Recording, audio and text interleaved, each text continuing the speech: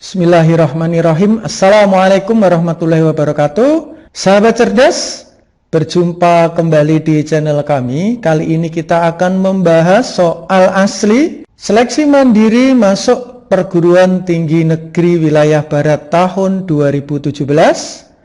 Kita mulai dari nomor 46. Kemampuan genom virus untuk berkorporasi dan terintegrasi ke dalam genom sel inang tanpa merusak sel inang, termasuk dalam daur hidup virus yang disebut apa? Jadi sahabat cerdas, virus ini memiliki dua daur hidup. Yang pertama daur litik, yang kedua ada daur lisogenik. Kalau daur litik, ini virus itu saat masuk kemudian langsung menyebabkan sel inangnya akan lisis atau pecah. Berbeda dengan lisogenik ini, virus ini memasukkan DNA dan DNA-nya itu akan berintegrasi dengan DNA inang. Nah, yang disebut sebagai profag. Nah, inilah yang kita kenal sebagai daur lisogenik. Jadi nomor 46E. Oke, kita lanjutkan nomor 47. Manakah pernyataan berikut yang benar mengenai sifat hidup tumbuhan? Nah, ini ditanya tentang parasit semua, sahabat cerdas ya. Jadi tumbuhan itu kalau dia menumpang pada makhluk hidup lain atau tumbuhan lain maka disebut parasit. Ada dua jenis parasit, yang pertama mutlak atau obligat, yang kedua tidak mutlak, berarti fakultatif. Nah, yang pertama adalah parasit obligat, ini mutlak harus menumpang pada tumbuhan lain. Contohnya tali putri, warnanya kuning, jadi nggak bisa fotosintesis. Benalu juga kalau dia tidak mendapat inang, maka dia akan mati ya. Kemudian ada tumbuhan padma, dan ada bunga bangkai atau Rafflesia arnoldi. Nah, berbeda dengan fakultatif. Kalau fakultatif ini, kalau dia tidak menumpang masih bisa hidup. Contohnya adalah Mistletoe. Nah, dalam perkembangan lanjut, tumbuhan parasit ini ada yang tidak selalu parasit, maka dikenal sebagai hemiparasit. Jadi hemiparasit ini contohnya adalah tanaman cendana. Nah, kita lihat ya jawabannya sahabat cerdas. Lumut kerak termasuk parasit fakultatif. Salah ya. Lumut kerak itu merupakan simbiosis antara alga dengan jamur membentuk spesies baru tadi, namanya lichenes. Ini simbiosis saling menguntungkan, mutualisme ya. Cendana digolongkan sebagai hemiparasit. Nah, ini tadi benar, ini yang B. Tumbuhan tali putri hemiparasit, salah, harusnya parasit obligat. Kantung semar parasit. Nah, salah, kalau kantung semar ini tumbuhan insektivora atau pemakan serangga, membutuhkan tambahan unsur N. Tumbuhan Rafflesia merupakan parasit fakultatif, salah, harusnya parasit obligat. Oke, nomor 47B, kita lanjutkan nomor 48. Perhatikan gambar hewan dan sarangnya, pernyataan yang salah tentang gambar dan hewan tersebut. Nah, sahabat cerdas, ini adalah gambar undur-undur. Ya, ini adalah sarangnya. Nah, dalam klasifikasi kita lihat ya, ada filum, kemudian kelas, ordo, famili, genus, dan spesies. Nah, filumnya ini arthropoda atau hewan dengan kaki beruas-ruas. Kelasnya termasuk serangga, berarti insekta. Nah, ordonya masuk Neuroptera, berarti punya sayap bentuk jala. Familinya termasuk Myrmeleon, TD. Kemudian genusnya adalah Myrmeleon, spesiesnya adalah Myrmeleon sp, begitu. Hewan ini adalah termasuk kelompok serangga, dia bersayap kalau dewasanya nanti. Nah, Myrmeleon atau undur-undur ini dikenal sebagai singa semut. Kenapa? Karena dia predator bagi semut. Seperti ini ya. Nah, kita lihat optionnya ya sahabat cerdas ya. Gambar hewan tersebut termasuk nimfa. Nah, ini nimfa. Kita lihat ya. Jadi undur-undur ini termasuk jenis serangga yang mengalami metamorfosis sempurna. Jadi kalau sempurna itu TLPI ya. Ada telur, larva, pupa, imago. Jadi ini bukan termasuk nimfa, tetapi dia kelompok larva karena metamorfosisnya sempurna. Jadi pernyataan yang salah, ini salah. Yang B, hewan tersebut termasuk keluarga Myrmeleon. Famili tadi, ini benar. Hewan tersebut termasuk predator, benar. Hewan dewasanya tidak bersayap, salah. Dia harusnya bersayap seperti jala. Hewan tersebut bermetamorfosis tidak sempurna, salah. Berarti nomor 48 ini kalau yang salah jawabannya bisa A, D, E. Nah, sepertinya ini soal yang salah, sahabat cerdas ya. Kita lihat gambar mermelion atau undur-undur. Nah, seperti ini ya. Makanya ini daur hidup, anlion atau singa semut. Nah, ini dewasanya tadi, makanya disebut neuro itu seperti jala. Nih, jadi dewasanya dia bersayap, metamorfosisnya ada telur, ini adalah larva, ini kokon, ini pupa, terus dewasa imago. Jadi nomor 48 ini kemungkinan terjadi kesalahan soal ya, jadi nggak ada jawabannya. Kita lanjutkan ke soal nomor 49. Hewan yang tampak pada gambar di atas adalah hewan yang memiliki apa? Jadi sahabat cerdas, ini adalah gambar dari ubur-ubur ya, termasuk kelompok namanya Solenterata. Ciri Solenterata adalah hewan yang termasuk diploblastik ya, berarti 2 lapis, yang ada 3 lapisnya salah ya, ada 3, kemudian, nah ini kurang tepat, dia nggak punya otot. Nah, 2 lapis ini masih memiliki saraf sederhana yang disebut sebagai saraf difus. Nah, berarti nggak punya otak nih ya. Jadi kalau punya otak tidak. Nah, ini jaringan sarafnya difus, 2 lapisan embrional. Oke, nomor 49E. Kita lanjutkan ke nomor 50. Gambar di atas menunjukkan struktur bunga.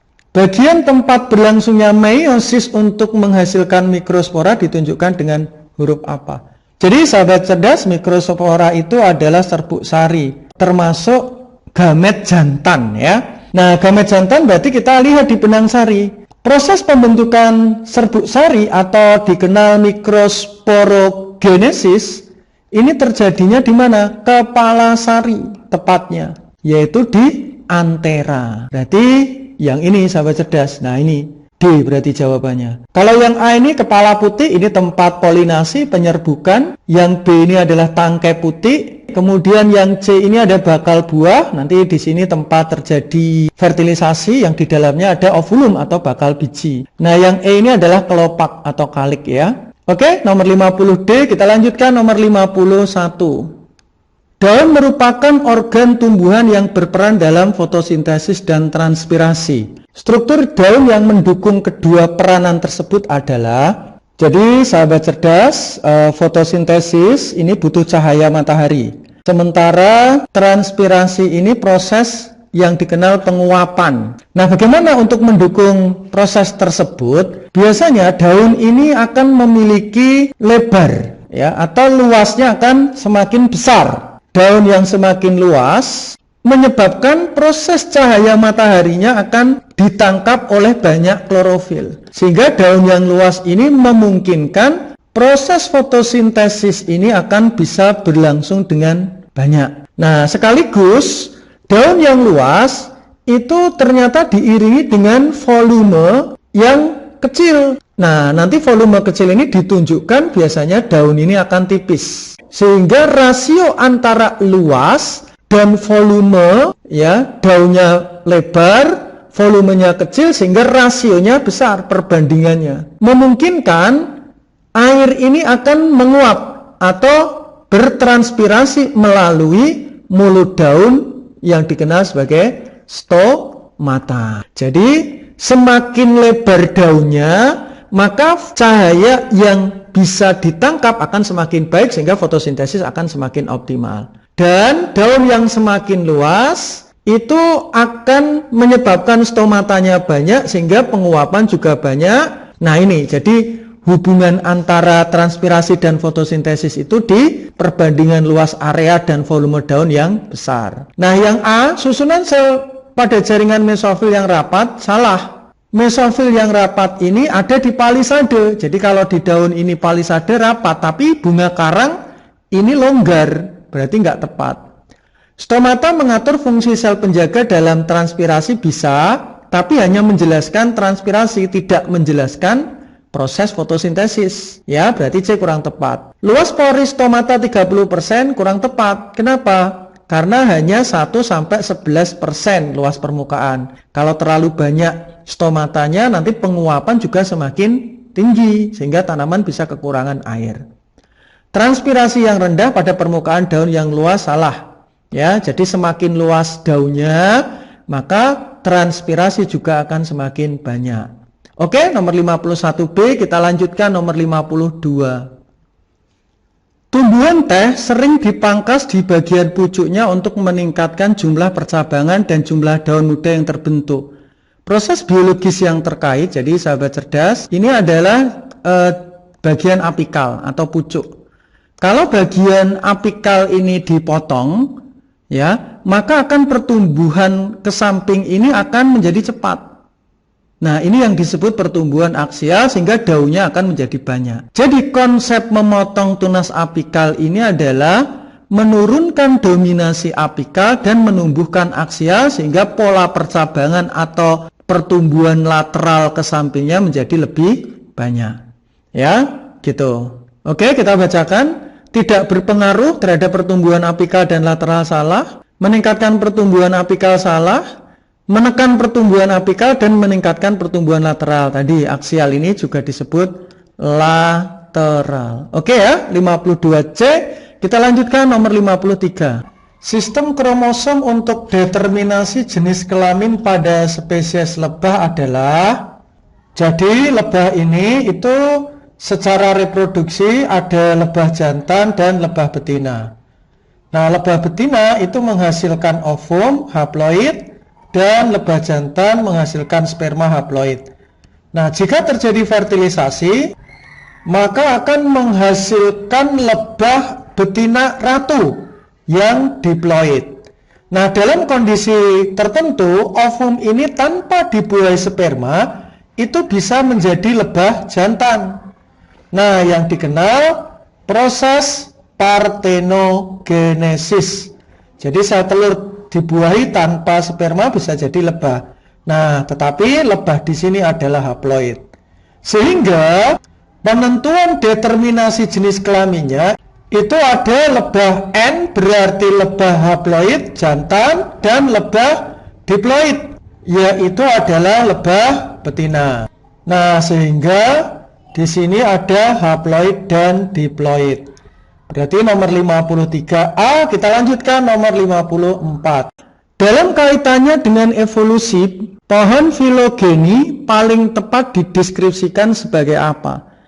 Jadi filogeni ini merupakan sejarah evolusi spesies ya yang mengacu pada garis keturunan. Biasanya garis keturunan ini berhubungan dengan hubungan kerabat ya antara organisme satu dengan yang lain berdasarkan kemiripan ya, mirip tidaknya ataupun bisa terjadi perbedaan suatu karakter fisik, faktor genetik. Nah, berarti kata kuncinya di sini adalah hubungan kerabat. Ada kerabat, ini tidak ya. Berarti kemungkinan ada A, B, sama D. Nah, apa hubungannya filogenetik ini? Karena ada kemiripan dan perbedaan karakter fisik maupun genetik, sehingga berperan di dalam penentuan takson. Nah, kita lihat gambarnya, sahabat cerdas. Nah, ini contohnya adalah spesies 1, ini spesies 2, ini punya nenek moyang. Nah, biasanya memang pohon filogenetik ini menunjukkan ya 2 cabang atau silsilah pohon bercabang. Ini ada spesies 3, lah ini punya nenek moyang yang sama di sini. Nah, seperti ini ya sahabat cerdas ya. Ini hubungannya sama takson atau taksa. Nah, berarti yang tepat, ini masih kurang tepat, berarti gambaran yang paling akurat tentang kekerabatan genetik di antara taksa. Oke, nomor 54D, kita lanjutkan nomor 55. Tempat dihasilkannya ATP dengan bantuan ATP sintetase pada kloroplas. Jadi sahabat cerdas, kloroplas ini kita gambarkan bagiannya seperti ini ya. Dia memiliki membran sebelah luar, ini membran sebelah dalam. Terus di sini ada grana dan cairannya di sini stroma. Nah, ATP ini diproduksi di mana? Di reaksi terang. Jadi reaksi terang itu di grana. Nah, berarti kalau membran luar salah, membran dalam salah, stroma salah. Nah, tinggal ini sahabat cerdas ya. Nah, di grana ini merupakan tumpukan-tumpukan daripada tilakoid. Ya, jadi tilakoid yang menumpuk itu disebut sebagai grana. Nah, prosesnya di mana? Jadi kalau cahaya itu nanti ditangkap oleh klorofil, nah klorofil ini ada di bagian membran tilakoid. Ya, membran tilakoid inilah yang nanti teraktivasinya klorofil nanti melepaskan energi dan berubah menjadi ATP. Jadi ATP itu dihasilkan di membran tilakoid yang D. Nah, kita lihat gambarnya sahabat cerdas. Nah, ini adalah gambar dari kloroplas ya, di mana tadi di bagian tilakoid ini nanti terjadi proses pembentukan ATP. Kalau kita perbesar lagi membrannya seperti ini. Membran dari tilakoid ini butuh ATP sintese sehingga membentuk ATP. Oke, kita lanjutkan ke nomor 56. Pada grafik A, populasi Paramecium aurelia dan Paramecium caudatum dapat tumbuh secara maksimal. Pada grafik B, populasi Paramecium caudatum kalah bersaing. Jadi terlihat yang gambar A awalnya ini tumbuh sama-sama baik. Tapi yang B ini kalah bersaing, akhirnya Paramecium caudatum akan turun populasinya. Jadi pernyataan pertama benar. Yang kedua, Paramecium aurelia mengeluarkan racun yang dapat membunuh Paramecium caudatum. Tidak. Jadi ini sebenarnya bukan racun, toksin ini racun, tetapi kalah bersaing. Biasanya kalah bersaing memperebutkan nutrisi yang sama.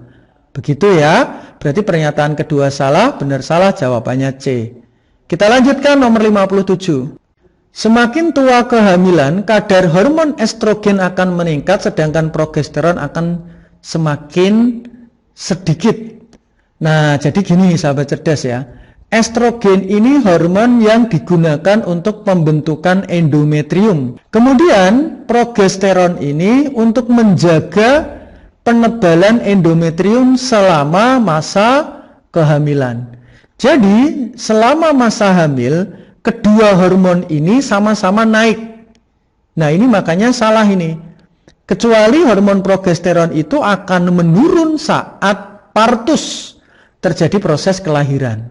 Ya, karena dinding rahim memang harus luruh terjadi proses kelahiran. Nah, ini grafik dari hormon semasa kehamilan. Nah, ini sahabat cerdas ya, jadi estrogen dan progesteron akan sama-sama naik. Nah, pada saat mau melahirkan, dia akan turun, ya, berarti salah.